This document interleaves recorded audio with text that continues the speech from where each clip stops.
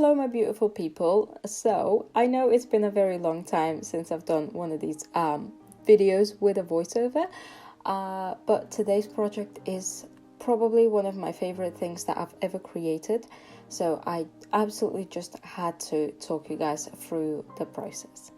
So I hope that you sit back, relax, and enjoy the next 13 minutes or so. Here you can see the base that I used. So this is a wooden box that I bought from Home Deco Art, a shop based in UK. And first thing that I did was prime all of the spots where I was going to apply rice paper using white gesso. This one is from Pebeo, I believe. So I had to plan ahead a little bit and figure out where I was going to put the rice paper, and I applied a couple of coats of white gesso over those spots.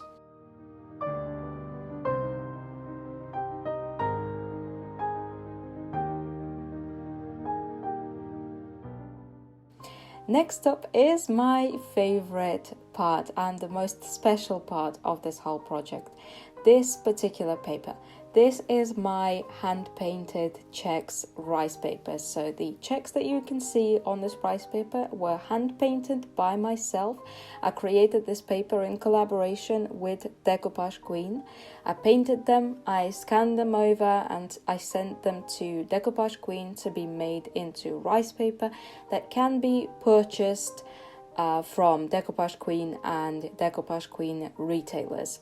So if any of you have seen any of my projects in the past where I've created checks, and I know I've had this comment a lot in my workshops before, that a lot of people struggle with hand painted checks. Well, there you go, guys. I created rice paper so that you don't have to struggle with that anymore. So I went ahead and I decoupaged this paper onto all of the spots where I wanted it, so the top, the sides, the back, and the front of the drawers. I used Mod Podge, one layer of Mod Podge on the bottom, rice paper on top, and then one layer of Mod Podge again on the top. Next, I decorated the base that I was going to put my clock mold onto. So again, I had to plan a little bit ahead of the time. And for this, I used natural Harlequin rice paper, again from Decoupage Queen. As you can see, I'm just using a leftover piece from this rice paper. It's a very, very beautiful paper, very beautiful pattern, and I thought that it looked very good together with the checks without overpowering it, but also without kind of clashing too much.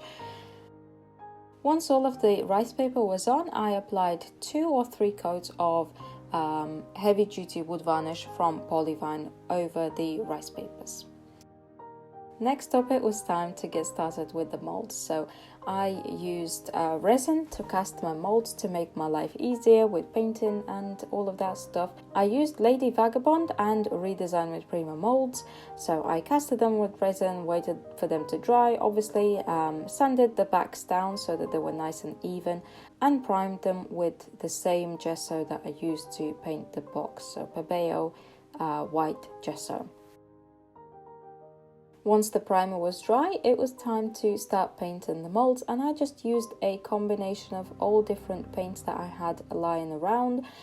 So all different brands, all different colors. I used red, blue, green, ochre, and peacock, so like a teal color, to paint the books and the clock. This particular part of the process took me literally a whole evening. So that evening when I sat down, it took me about 4 or 5 hours to paint all of the molds, but I definitely think that the final result was very much worth it.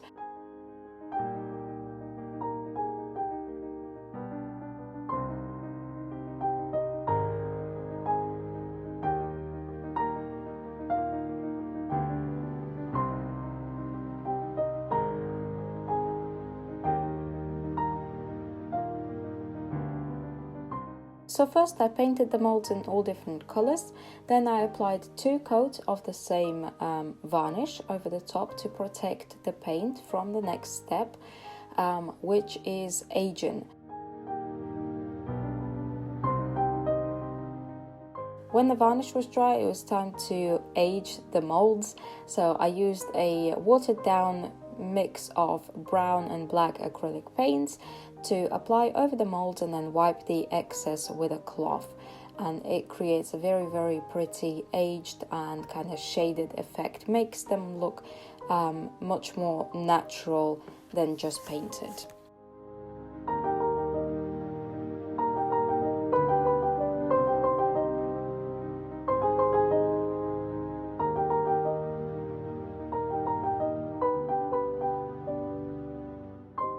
After aging, I used liquid metal from Pentart in the color gold to show off the pages of the books. I thought that adding gold to them just looked really, really pretty. And of course, I also used a tiny little brush to show off the little lines on the spines of the books and all of the little details. And again, I think that that made all of the difference.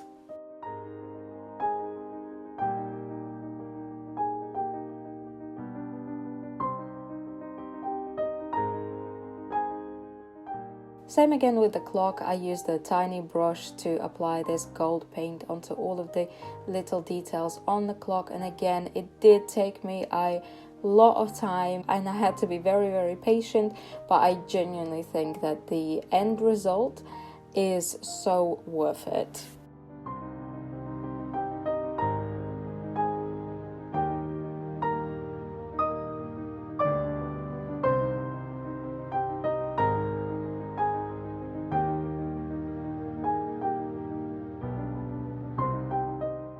To paint the numerals and the little kitty cat, I first applied black heavy gesso from Finnabar, just to give it a little bit more grip.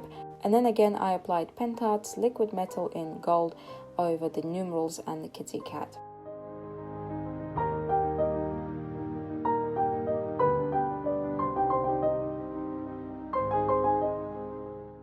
Once the molds were painted, it was time to kind of start putting the whole thing together. So first I used super glue to glue on the clock onto the base and the books onto the sides of the box.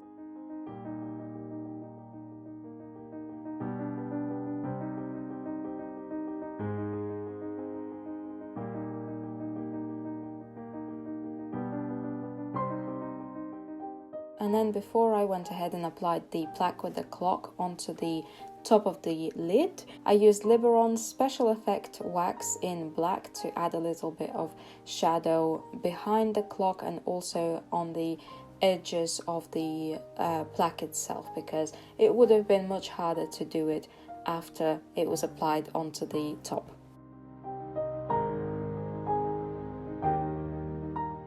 Then I quickly finished off applying all of the molds with super glue and went ahead and painted everything but the inside of the drawers and the inside of the box using black acrylic paint from Paint Couture.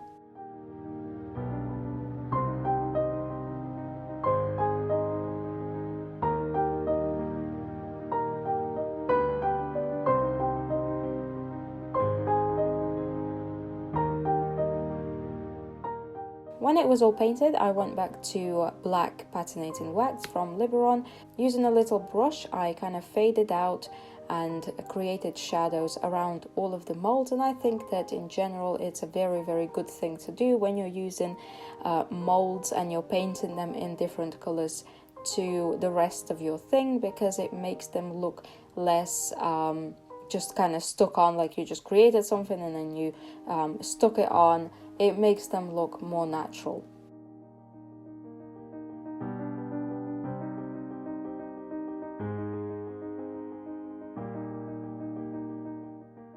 And then again, as always, I used some more wax and a cloth wrapped around my finger to create like a vignette look around all of the edges of the box.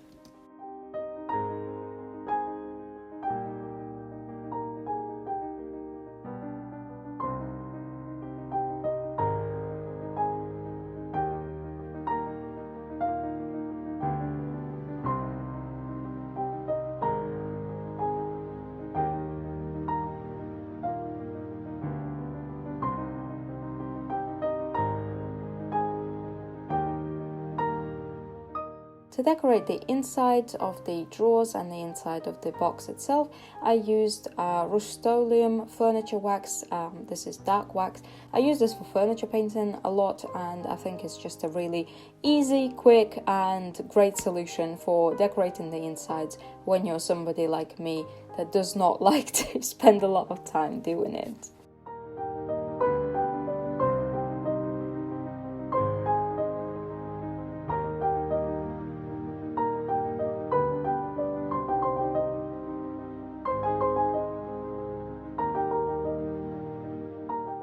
Now pretty much finished, adding some final touches using Finnaba's Vintage Gold wax just around the edges to make them pop out a little bit, and I also ended up creating like a gold vignette over some of the black parts, just so that again they did not sit there looking so boring and plain, make them look a little bit more interesting.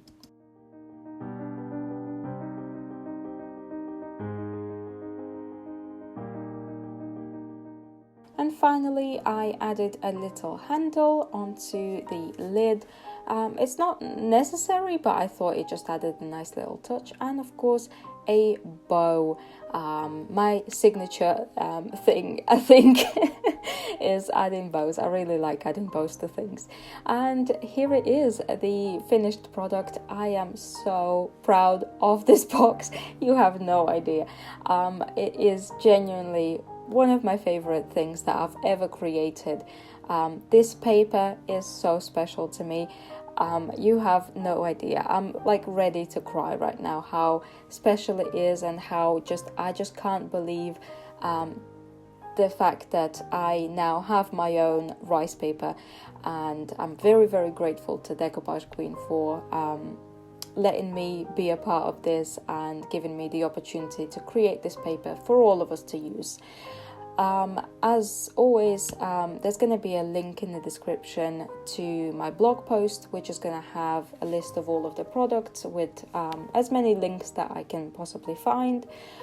If you enjoyed this video, make sure to give it a thumbs up, share it with a friend, leave me a comment, all of those good things, and I will see you guys in the next one, hopefully. Okay, bye!